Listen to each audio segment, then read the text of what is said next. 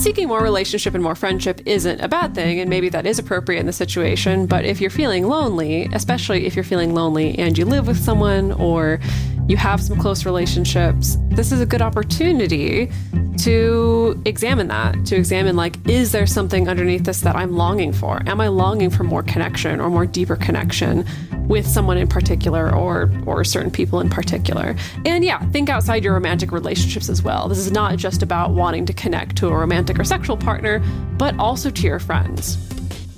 Welcome to the Multiamory podcast. I'm Jace. I'm Emily. And I'm Dedeker. We believe in looking to the future of relationships, not maintaining the status quo of the past. So whether you're monogamous, polyamorous, swinging, casually dating, or if you just do relationships differently, we see you, and we're here for you. Things I know I did, forcing me to form myself to fit.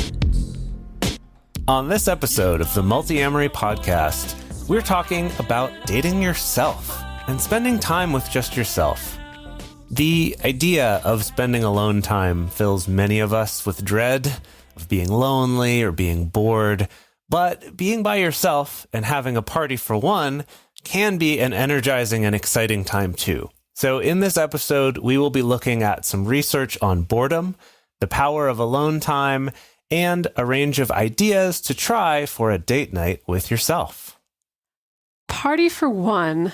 Mm-hmm. If you don't care about me, I'll just dance by myself, back on my beat. You know what I mean? Sometimes it's better than dancing with another person, you know what I mean? I was making a Carly Rae Jepsen reference, you know what I mean? That one flew way over my head. Yeah. For those of you who don't know, there's a fantastic song called Party for One by Carly Rae Jepsen, and the music video is fantastic. Definitely recommend checking it out. And but that song, it's actually sort of about masturbation.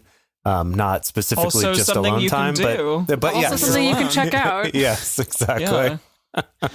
I gotta say, after being in a small space with one other person for this entire year, like, alone time is precious to me in a way that I never before realized, and never really, like, I mean, like, so many things, I just took so many things for granted.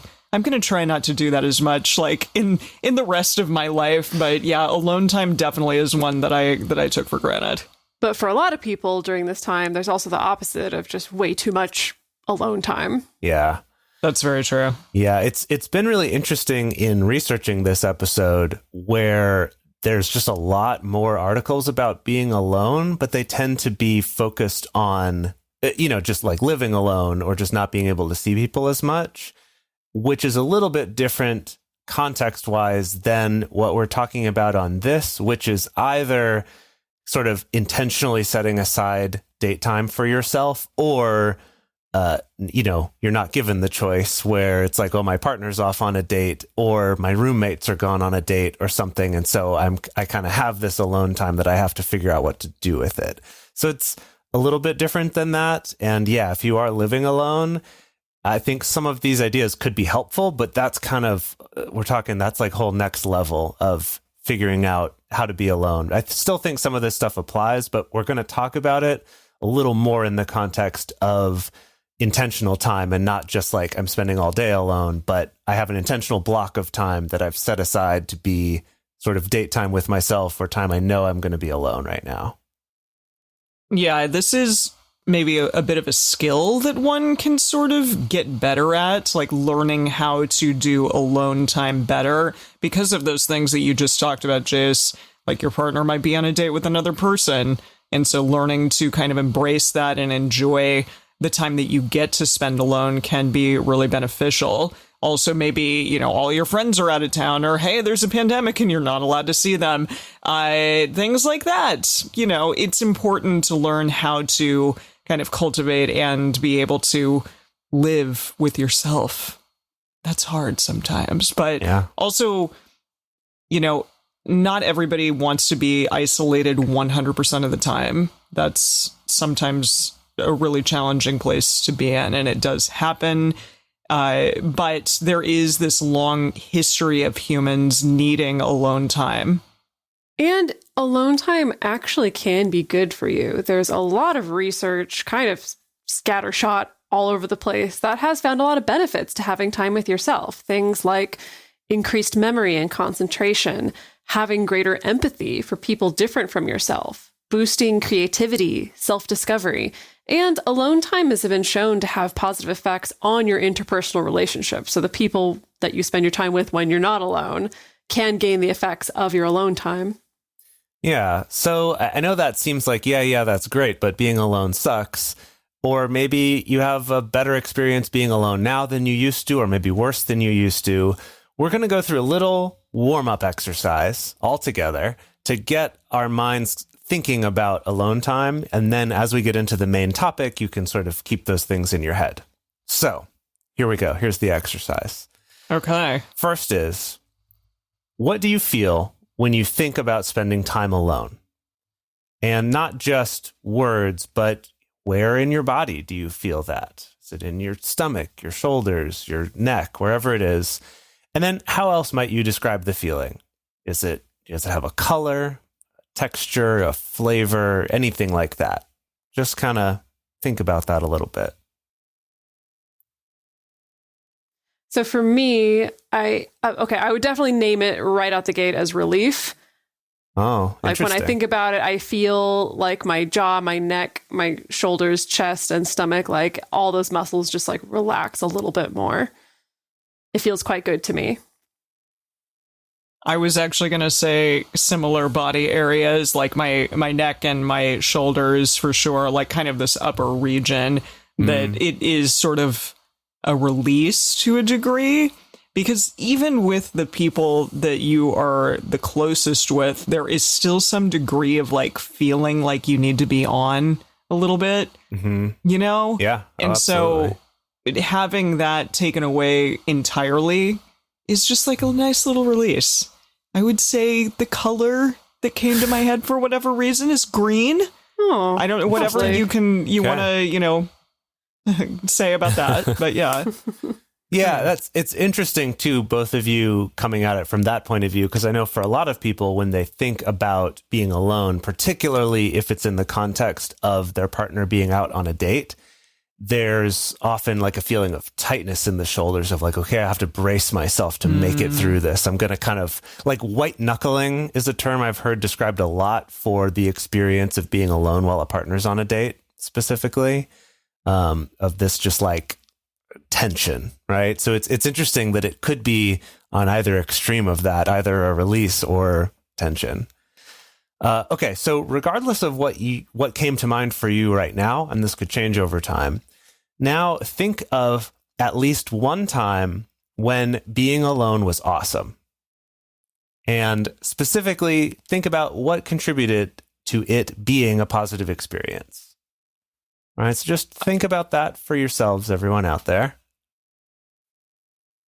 I recall when my partner was away on a business trip and I had the house to myself for the weekend and it was just me and the cats, and I got to like cook, my favorite foods without worrying about, do I need to add some sort of non-vegan product to this to make my partner like it more? And I got to listen to my show, The Skating Lesson, and watch my skating videos, and I didn't feel like, oh my God, I'm going to be judged for this. And it was awesome. Have a little glass of wine, maybe take a bath.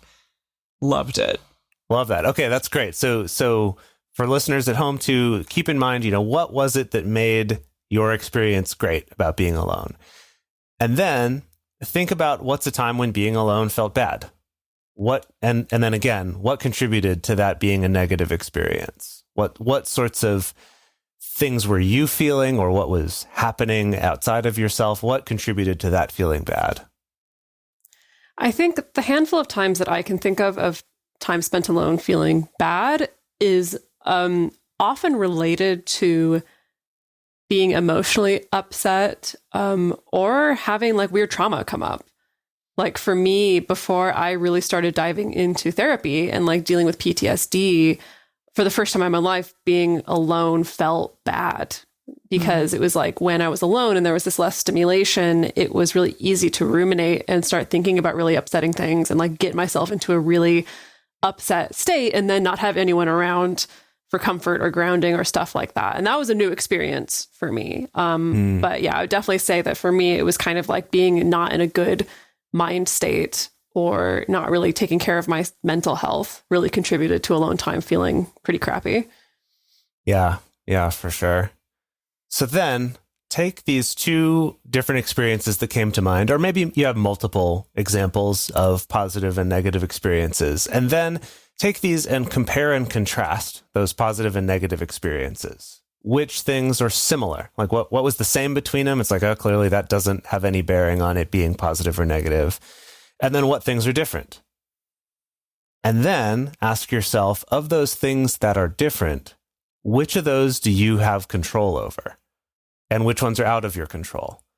So, thinking about, did it have something to do with where I was or what I did during that alone time or what I thought about during that alone time? Which of those might I have more or less control over than others is a helpful way to get a sense of what you can control rather than trying to change the things that you can't. Well, it's interesting to think about the similarities because when I think about like the two memories that stand out in my mind, what was actually similar with both of them was it was not just alone time, but it was also unstructured alone time. And it's funny because when I first thought of the positive memory, I wanted to point to that. It's like, that's why I felt good, is because it was unstructured time. But then thinking about the negative memory, it's like, oh, that was also unstructured time. For me, really where it was kind of where my mind and heart was at the time. Yeah.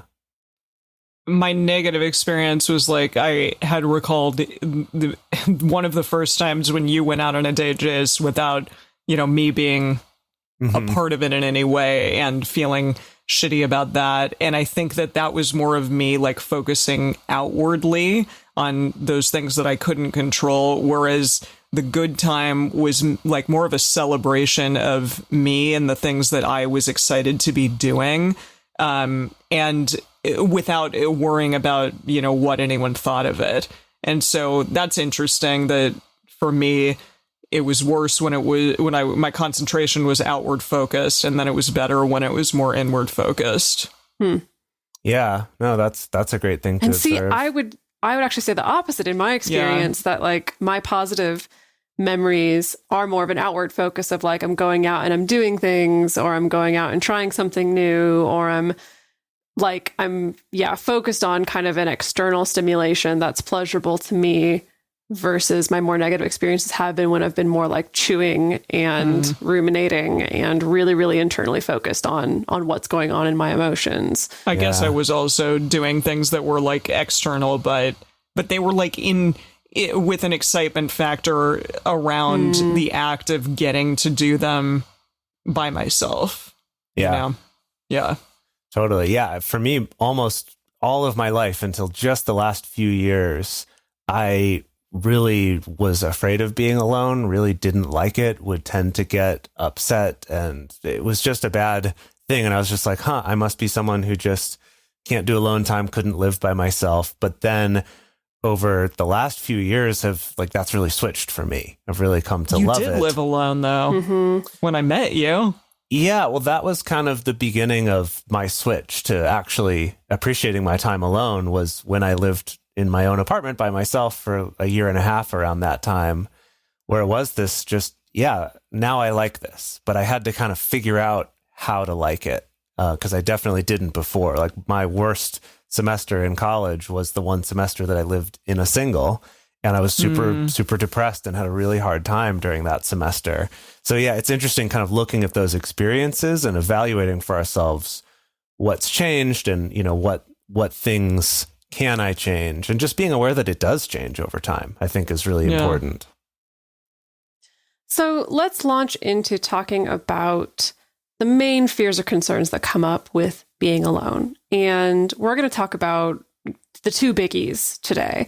The two things that people are most worried about or concerned about is, first of all, just feeling lonely. And the other one is feeling bored.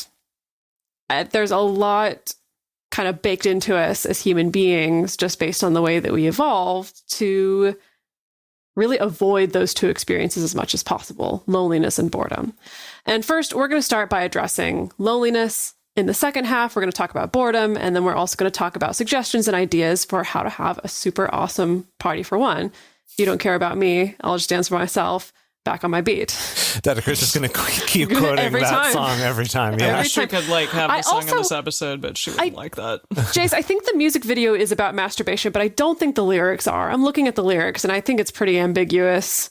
I'm just basing it off of, it is ambiguous, but in interviews, she very much talked about this song being like in the heritage of songs like When I Think About You, I Touch Myself, and kind of this, like, she thinks of it dancing as... with myself. She's putting it into the canon of masturbation songs. Is that what I'm getting? That's the impression I got from the interviews I watched with her about that video and the song. That canon we all know and love. Yeah. It's a good one. All right, let's talk about loneliness, because, this definitely is one that people are quite worried about or afraid of even. And we just want to point out that being alone and being lonely are two separate things. They're two different things, but they can get sort of confused with one another, because it is entirely possible to be in a giant crowd of people or hanging out with a bunch of friends and feel super lonely. And it's also possible to be alone at home and just doing your own thing, or even traveling alone. I know both of you have done that. I have done it a little bit, and you feel super fulfilled and connected. But our society, and maybe even a little bit of capitalism, because definitely like all of our ads are like, this is how you get the girl. Yeah. So all of that sort of just teaches us that being alone equals being lonely or being unhappy even. But that's not necessarily the case. Even I would argue like being alone, being lonely and being bored, both of those things are not bad things. Sometimes it's good. Like when are we bored anymore? We have like a little supercomputer at our fingertips at all times. It's true. It is interesting. I do think that capitalism has set us up to feel like if you feel either of those things, something very wrong is going on. It is a bad feeling to feel, and you cannot feel it, when often it doesn't necessarily have to be. But we'll get to both of those a little bit later. So first, of course, we just have to say that loneliness, having moments of feeling loneliness, is totally normal. The vast majority of people feel lonely sometimes. It's a very human emotion. It's a natural feeling that we evolved over time, and it doesn't mean that anything is wrong with you. Even if you're feeling lonely when people are around, also doesn't mean that anything is wrong with you. And sometimes I would even go out on a limb to say that if you feel lonely when other people are around or when your partner is around, that doesn't necessarily mean there's something wrong with the relationship. It could be an indicator that maybe there's something that you're longing for, but I think we all naturally go through just some periods of loneliness or just feeling like we're kind of alone in our human experience, even when we have someone who's nurturing us and caring for us. It's totally normal. All that said, recurring strong feelings of loneliness are linked to depression or anxiety. So while the suggestions that we make today could help if that's also a factor for you, if it's very serious, you should seek out professional help with that. There are some interventions out there, particularly CBT has been shown to be very effective at treating the anxiety that goes along with loneliness. So definitely seek that out if this is a bigger problem for you and doesn't seem manageable. So if you feel lonely, remember that like any physical discomfort that you might be having, it might be your body or your brain, parts of your brain, your amygdala? Would this be an amygdala response? I don't know. I didn't write that down. I am so bad at remembering the different parts of the brain. I feel like at this point I should know them and I don't. So that's really funny you went to amygdala, because that's always my default. And I'm like, that's the only one I know. Is it the amygdala? Obviously. Yeah, no. The frontal cortex, the hippocampus, somewhere in there. Yeah. Your brain and your body. Somewhere in that pile of yogurt that's in your brain case. Exactly. Yeah. Big mushy stuff. So it can be trying to tell you something. Something's going on. So put on your scientist hat. We like to do that over here at Multiamory, and do some self-experiments to try to find out what that might mean. Is it a reaction? Maybe to social pressures to have, a certain kind of social life? Are you getting some FOMO? Do you feel like you need to get out there and and, see all the concerts or go to all the parties, go to all of the clubs. I did that when I moved to Los Angeles. Do you have comparisons in your life to other people? Are you looking at your friends and you're like, look, they look so glamorous. Maybe put down that social media device. And I'm saying this to myself right now. Is there actually a lack of variety in your life? Do you feel like perhaps you're just doing the same thing over and over again? I felt that a lot this past year. Mm-hmm. I felt very much like my life was just on, the same turntable every single week, every single day, and I was just kind of doing the same routine. So maybe spice it up. Maybe try to find something else to throw into your routine to make things fun and exciting. Is there a relationship in your life where you could be connecting deeper rather than seeking more relationships or more friendships or things like that? And seeking more relationship and more friendship isn't a bad thing, and maybe that is appropriate in the situation. But if you're feeling lonely, especially if you're feeling lonely and you live with someone or you have some close relationships, this is a good opportunity to examine that, like, is there something underneath this that I'm longing for? Am I longing for more connection or more deeper connection with someone in particular or certain people in particular? And yeah, think outside your romantic relationships as well. This is not just about wanting to connect to a romantic or sexual partner, but also to your friends. Yeah, that feeling of loneliness, of kind of being disconnected and ungrounded in your relationships to people, can sometimes happen if we sort of put all of our eggs in one basket, so to speak, where it's like this one person is the only one I'm devoting any real relationship energy to. So again, yeah, really think outside of just your romantic relationships. Think about those friendships and family relationships potentially. Another question is it linked to feelings about your own self-worth or your own fears of rejection? Again, this is normal, but that thinking, it's really easy to kind of fall into that whirlpool of those thoughts that just kind of cycle back in on themselves. So really taking time to focus on your successes, or even, again, put on your scientist hat and be like, I'm going to look at what's the evidence that I can actually point to and say, people do like me. I do have good relationships. I am valuable as a person, instead of letting your brain do its default thing, which is usually just filtering out the evidence that's the opposite of that and ignoring all the evidence about why you're good. Yeah, exactly. Yeah, and so there is some scientific basis for this. In a recent meta-analysis of different clinical interventions for loneliness, the ones that focused on specifically changing negative thoughts were 4 times more effective than any of the others. And I want to give a quick caveat about this, because when I think about my own experiences, negative experiences with being alone or having alone time, for me, it feels very different.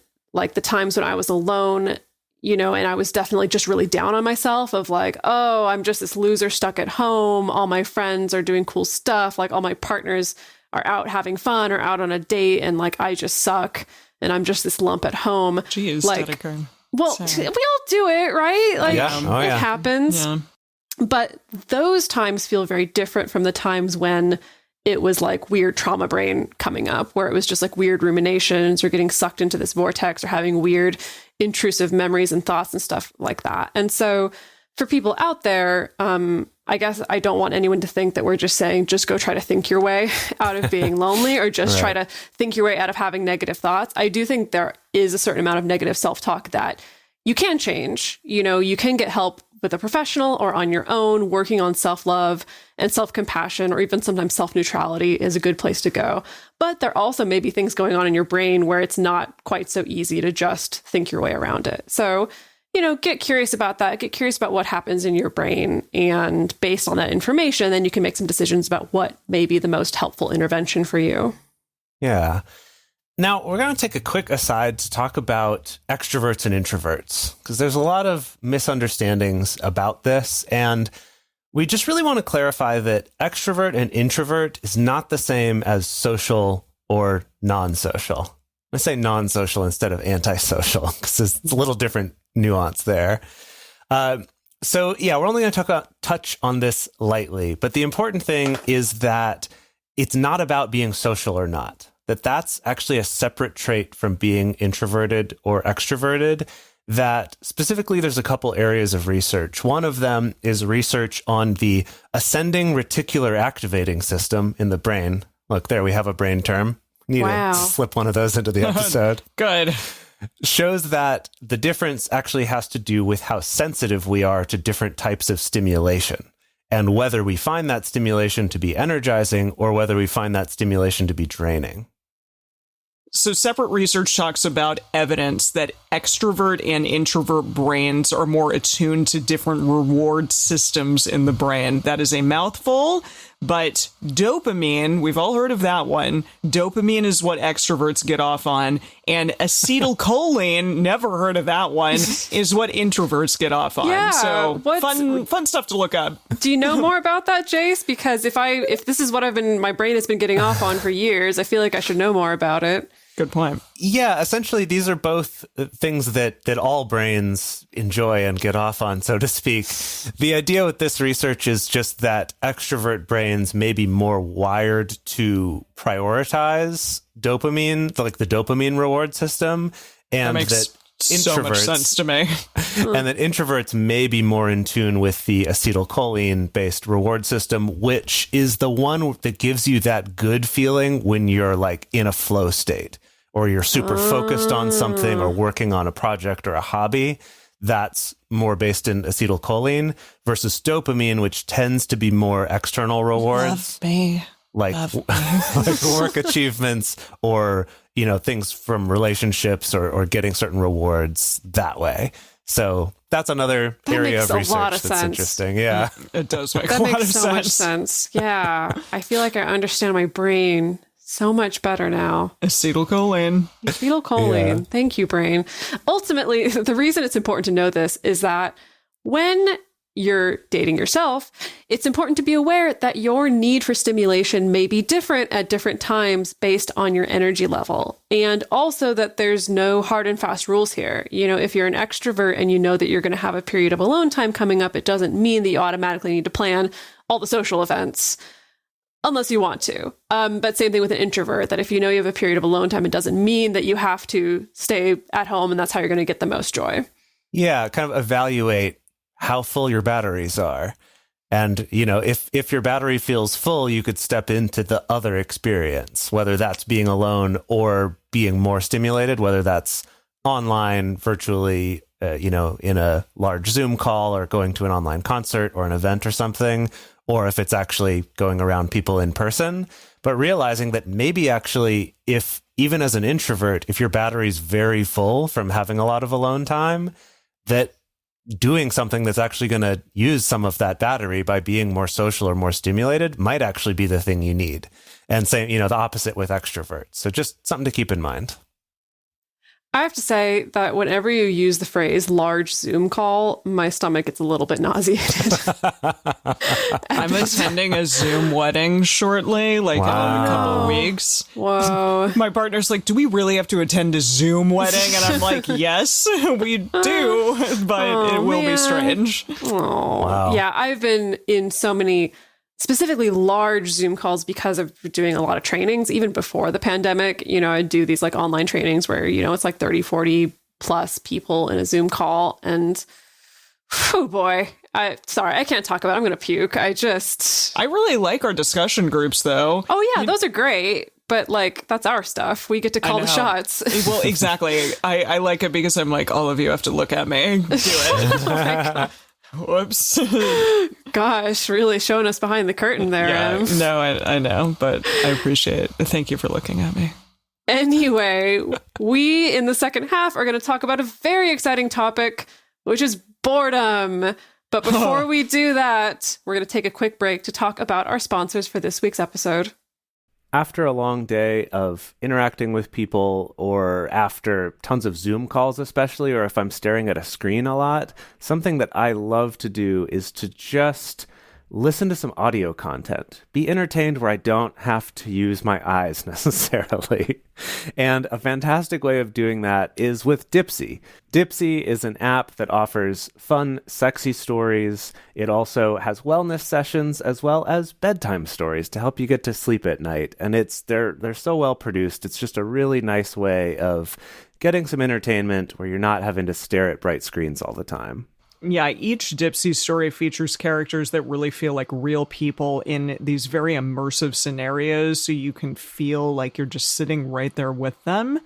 Also, you can find stories about pretty much anything that you're into. So things like off-limits hookups with a professor, maybe a costume party that takes things to the next level, becomes kind of sexy.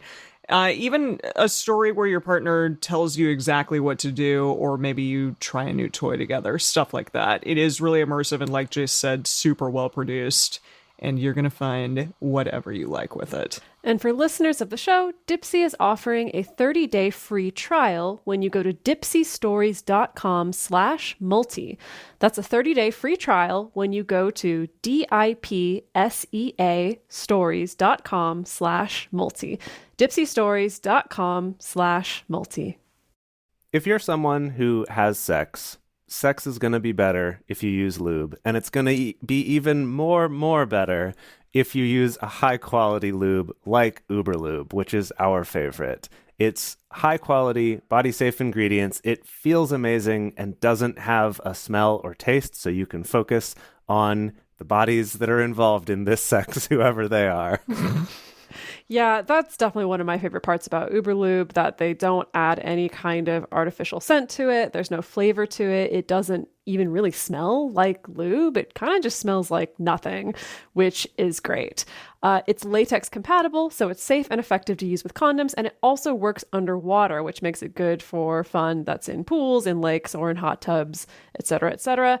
And it's not going to leave any kind of stain on your clothing or your bedding, which is fantastic. If you want to check it out for yourself right now, Uberlube is offering Multiamory listeners a very special offer of 10% off and free shipping when you use our code MULTI at uberlube.com. So that's 10% off and free shipping. Just use code MULTI, MULTI, at uberlube.com. Go grab it today. Hey, Multiamory listeners. We believe that regardless of what relationship style you're in, you should have access to content that acknowledges you, affirms you, and includes you. And we also think that that information should be freely available. There's a trend that's going on right now, you may have noticed with podcasts, that a lot of them are starting to move behind paywalls. Some of the big companies are trying to monetize podcasts by making you pay to listen to them at all, or to hear more than one episode of them. But it's really important for us to be able to offer this show to everyone out there for free, and to be able to offer things like listener hangouts and stuff like that.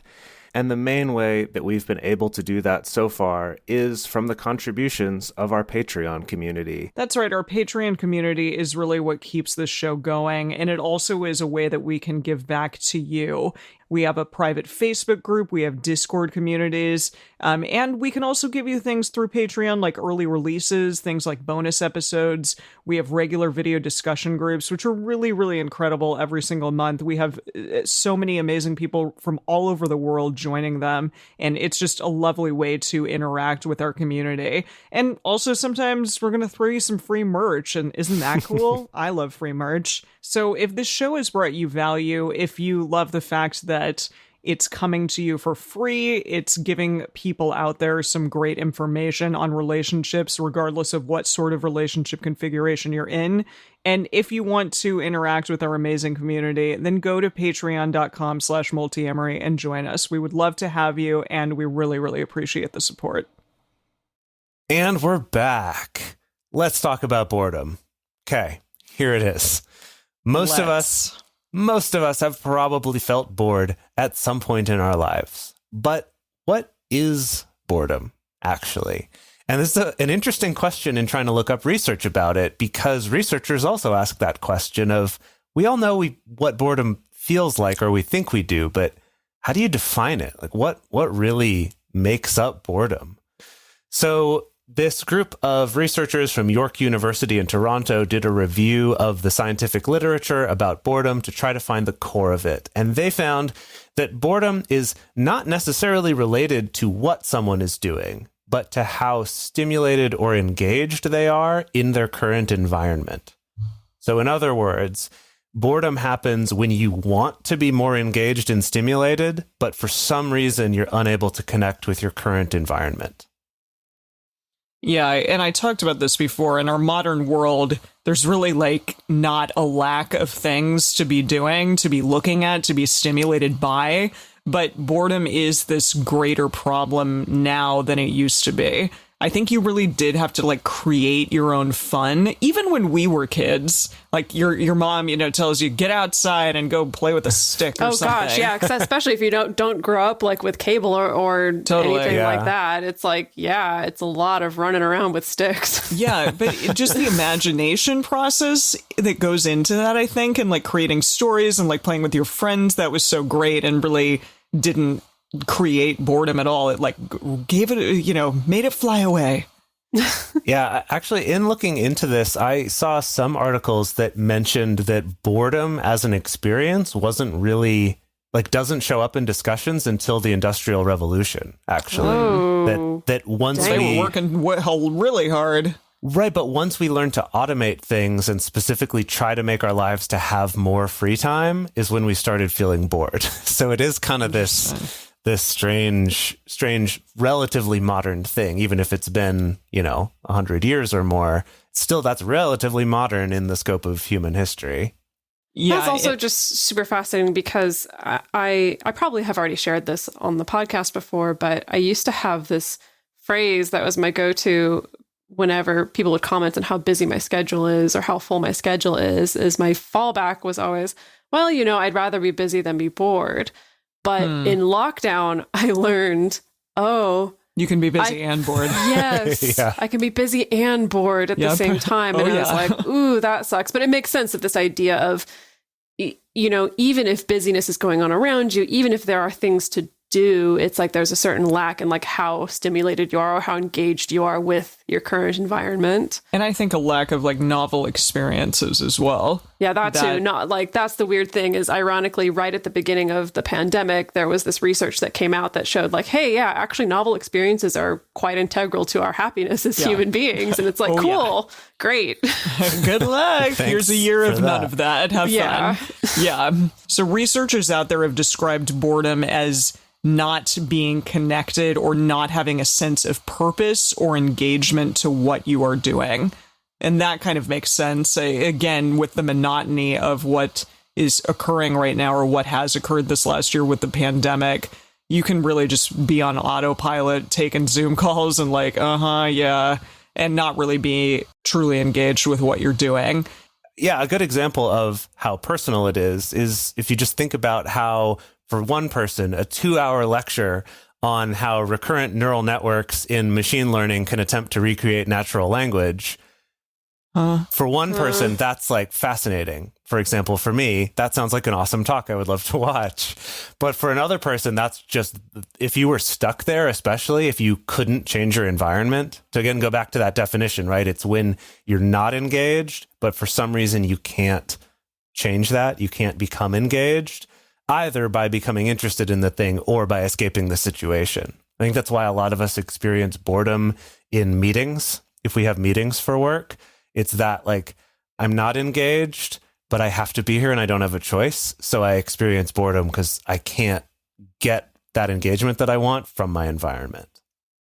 Yeah, I guess I'm wondering, so many of us now have this default response of like when we're in a meeting or in a situation where there could be some boredom, like it's I get to the doctor's office and they're like, oh, it'll be a 10-minute wait. And we sit down immediately. It's like whip out the phone or like immediately engage with something. And I'm wondering, like, is it that? It's like, well, I can't really change my environment to make this experience more engaging. But the closest thing I have is like engaging with my phone, even if that's not really fulfilling or really satisfying. It's like, okay, I can connect to something.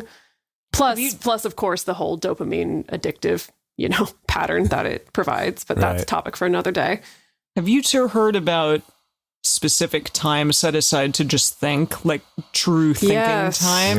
Yeah. This is something, that's come up in podcasts recently that I've been listening to. And that's an interesting idea. Like when you are at a doctor's office and they say it's going to be a 10-minute wait and then it's a 30-minute wait, why don't you take that time to just sit and think and have that uninterrupted time? Yeah, absolutely. And that's something that came up in researching this. There's just so many papers and studies and things all talking about how important it is to let yourself be bored sometimes. And I think part of that is actually a little bit misleading, but it's that when you're feeling bored and you reach for your phone for some kind of a mindless game or a mindless scrolling through social media, you both are like, yes, that one. Instagram. that we think we're doing it to cure our boredom, but we're just kind of passing time or distracting ourselves while we're still bored. Like those activities are not really engaging or fulfilling, and they're not actually curing that boredom that we think that they are. And so a lot of the articles really emphasize, embracing boredom because it will actually lead you to have thoughts or engage in things that are truly engaging and have meaning for you, as opposed to just immediately trying to escape it and doing something that you think is going to relieve boredom, but is really just keeping you bored. It's just sort of distracted while you're also bored scrolling or playing that mindless game. Yeah, so on my phone, I have set up on like all of my social media accounts, like timers built in. I know a lot of phone OSs themselves have this, but also in the apps themselves, like the Facebook app, the Twitter app themselves, you can set a timer so that, after 20 minutes goes by, it'll pop up and be like, hey, you've been using me for 20 minutes. I really wish I could set it so that after 20 minutes, it would just pop up and say like, hey, what are you avoiding right now? Because that's always what it is. It's always what it is. Either it's avoiding going to the next task, or it's avoiding feeling a little bit bored, or it's avoiding feeling my emotional state. Like it's always avoiding something, which is fascinating. And of course, have to give the disclaimer, if this is your jam, I think a meditation practice is a great place to practice being bored and realizing that it's not going to kill you. Yeah. Meditation came up in so many articles. Yeah, that retreat, like talk about no phones for multiple days in a row and just with yourself. And it was awesome. Yeah. Highly recommend when we can do those things again. It is also a practice. I remember, and I think I've talked about this a long time ago on the show, but when I was in college, I studied abroad in Russia, and I went back again after college. And in Russia, at that time, especially being like the early 2000s, there's a lot of standing in line. I don't know if there still is. I haven't been back in a while. But like literally, I went to the post office to mail something, and I had to wait in line 2 hours to mail something at the post office. And what I found, though, and again, this was before smartphones, so I didn't have that either. I got really good at waiting in lines. And when I came back and I, went to a McDonald's or whatever, and I have a 10-minute wait in line, I'm like, yeah, I'm good. I'm good. But pretty quickly, I found myself just reverting right back to, oh gosh, come on, can we move this, can we speed this up here? Like, move it along, people. And it is really a practice. It's not just like you have it or you don't. You have to kind of maintain that ability to wait or be bored or be comfortable having your thoughts on your own or something like that. So let's talk about some ideas for a party for one. If you don't care about me, I'll just answer myself back on my beat. I'm committing to the bit, Jace. Okay, it's good. It's good. Hopefully people out there will understand the bit. I'm sure they will. It's not about them. It's about me. You're right. You're right.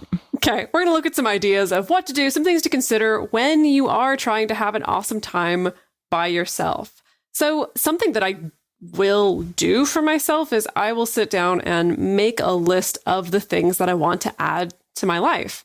Sometimes that's personal goals. Sometimes it's new experiences. Sometimes it's just stuff I want to be doing more of. Sometimes it's a list of things I feel like I should be doing more of. I do try to differentiate those lists from each other. It could be a little bit more amorphous, even something like I want to feel more pampered, or I want to feel more creative, or I want to feel more calm. And so I think that's a great exercise in and of itself, just to do a little bit of brain dump of like the things that you kind of want more of in your day-to-day experience. And you can ask yourself some questions like, is there any of this that's hard to get around other people? for me, often if I'm around other people, it's really hard to get into a flow state on anything, whether that's a flow state of trying to write something or a flow state of trying to focus on a particular video game. It's really hard if there's a lot of stimulation around or if I don't have that unstructured time. And so knowing that about myself helps me to be able to prioritize moments of having unstructured time and really getting rid of the other stimulation that I have and getting rid of distractions.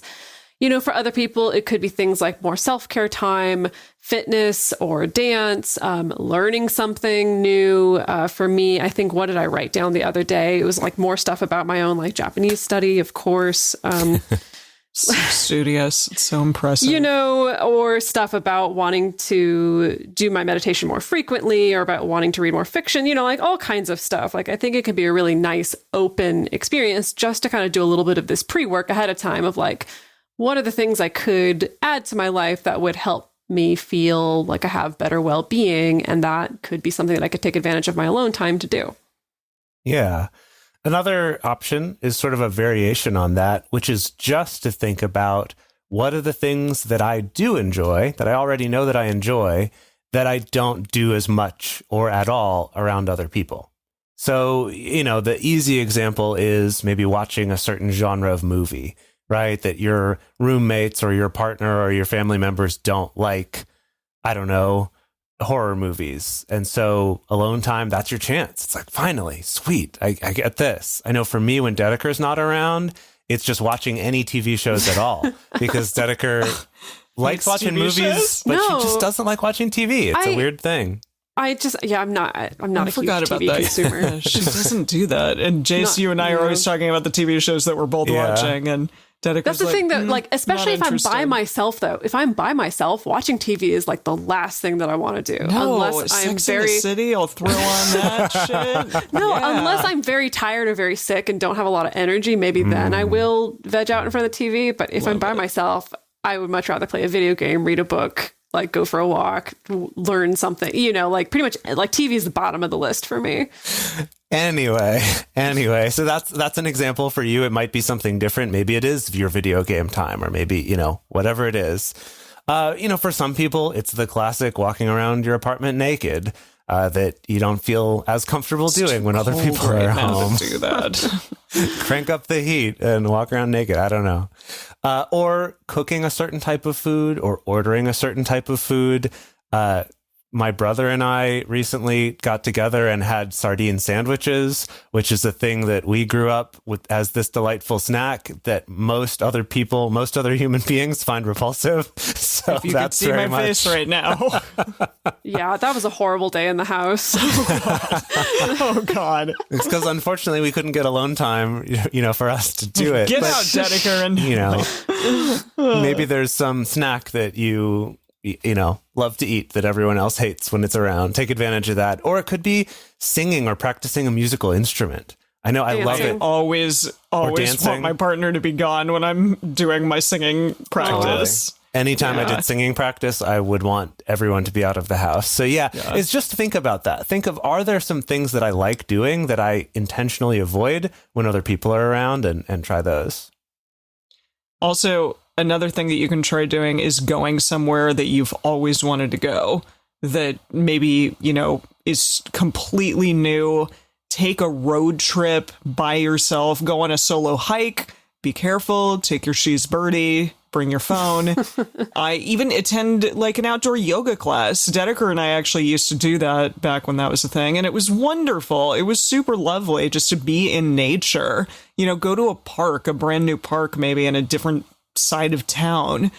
Stuff like that. Do something novel. Get out of the house. Yeah, I freaking love doing like small solo trips or big solo trips. I've done some very big solo travel, but especially right now when travel's a little bit more difficult, I love just doing little tiny discovery trips, I guess, again, to a new park or to a new part of town or whatever. I'm soups into that. I find particularly when traveling, and again, hopefully I can do this in the future again soon.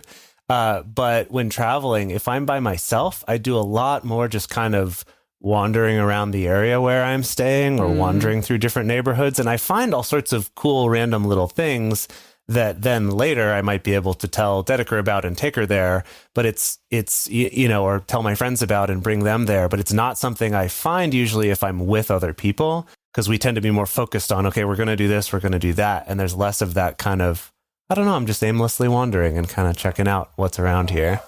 Something else to think about is to consider if you are over or under stimulated at this particular time when you're going to be alone, and work to remedy that. If you're overstimulated, any activity that helps you regulate, that helps you come down a little bit. Of course, the classic one is, like take a bath, have some soft music playing, do something to chill out, sit down and read a book, cozy up in a blanket, watch a movie or show or things like that. But whatever works for you to help you with that overstimulation. For me, definitely the getting away from screens and being able to just listen to something. Currently cooking has been really great for that for me, that at the end of the day, when I'm just so stimulated from work, that literally putting my phone away and just putting on some music and just being able to do some kind of elaborate cooking project really, really helps me to not feel so stimulated. But if you're noticing that you're understimulated or feeling underconnected, that's also something to think about as well, And so that's looking for ways that you can connect with people. Right now, of course, it's difficult, so you can look into online video calls. Of course, we're going to recommend our own Multiamory discussion group. Find somewhere to be around people where it's safe. Find someone in your life who's, willing to hop on a quick FaceTime call or something like that. There's also good ways to stimulate that sense of connection if you're feeling kind of understimulated and underconnected as well. Yeah. And then finding a new hobby or rediscovering an old hobby is a big one. And something about hobbies is it's important to distinguish them from a pastime, from something you're just doing to pass the time. And the difference basically is that a hobby is an activity that you enjoy doing. You enjoy engaging in that activity, as opposed to, for most people, I would say watching TV or watching a movie isn't a hobby. It's not an active activity. For some people, it is. Absolutely. If you're like a film person and you're really watching it and, trying to understand how the filmmaking is done. I have friends who, for them, very much watching movies, I would classify as a hobby. For me, it's mostly just something that I do for fun, to pass the time. And there's nothing wrong with that, but don't confuse it with a hobby. I think another example of that is with video games. That again, we talked about kind of the mindless, Candy Crush style games.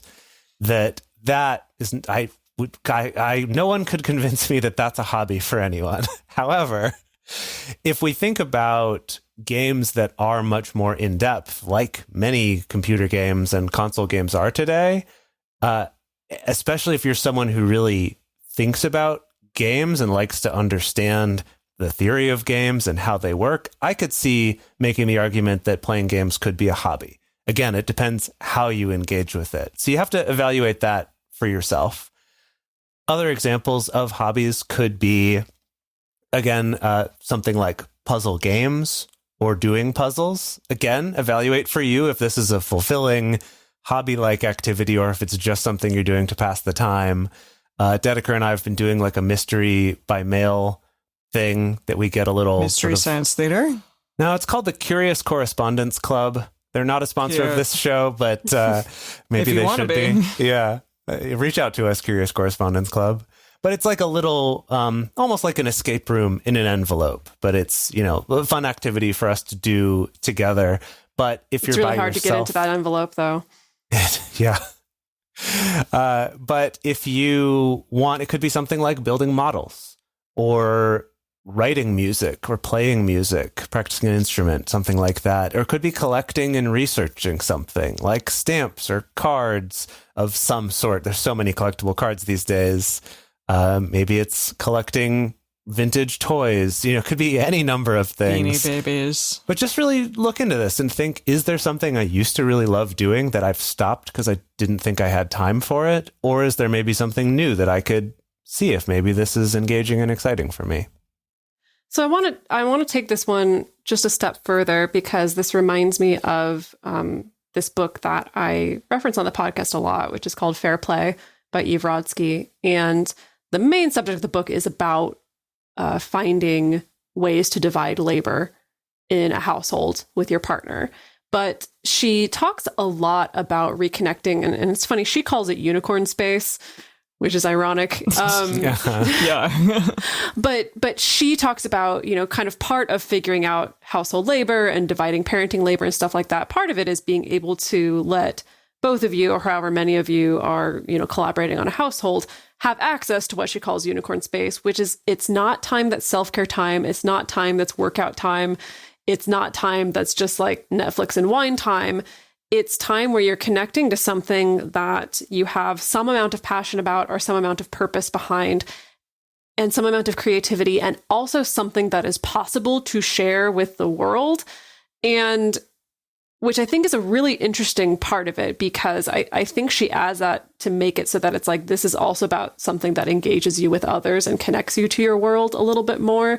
So the examples she gives are people where it's like, oh yeah, I always wanted to open this Etsy shop for my craft. Or something as simple as, I've always wanted to try this particular elaborate recipe. And even if you're sharing it with the world as small as sharing it with your partner, that's still something. And so I think about that a lot. And I think about how I think that kind of added little extra benefit of like, do I feel a sense of purpose in this, and can I share it with the world?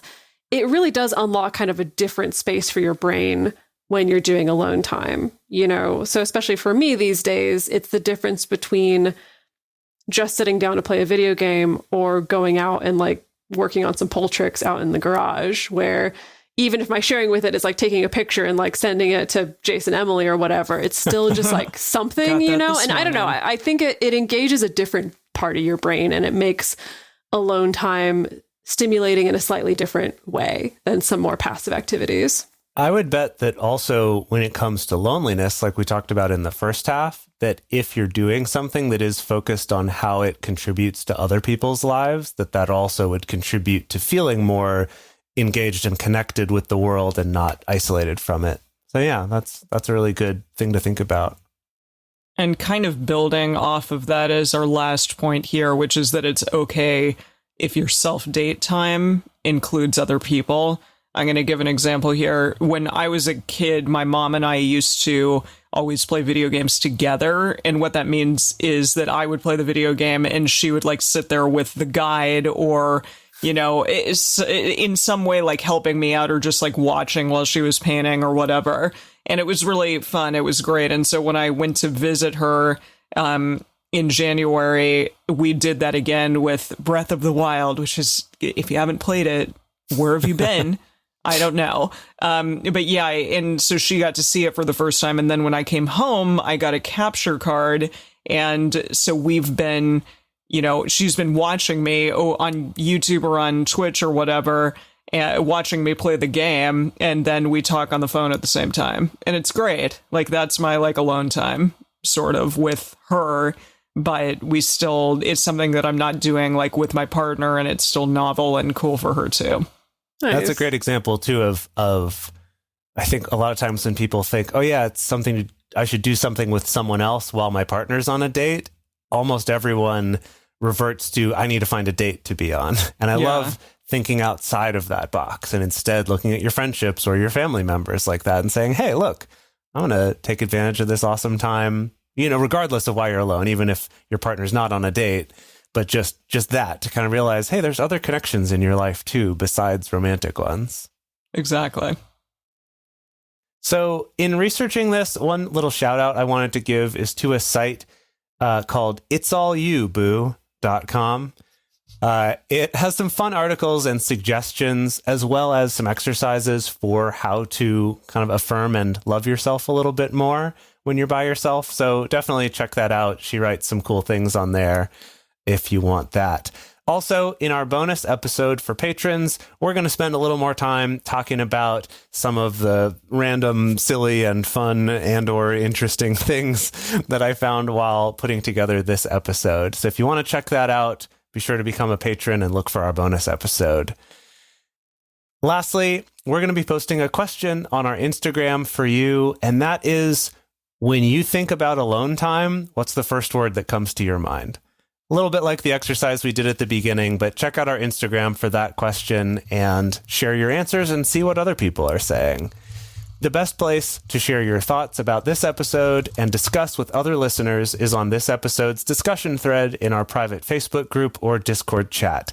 You can get access to these groups and join our exclusive community by going to patreon.com/multiamory. In addition, you can share with us publicly on Twitter, Facebook, or Instagram. Multiamory is created and produced by Emily Matlack, Dedeker Winston, and me, Jace Lindgren. Our episodes are edited by Mauricio Balvanera. Our social media wizard is Will McMillan. Our production assistants are Rachel Shennework and Carson Collins. Our theme song is Forms I Know I Did by Josh and Anand from the Fractal Cave EP. The full transcript is available on this episode's page on multiamory.com.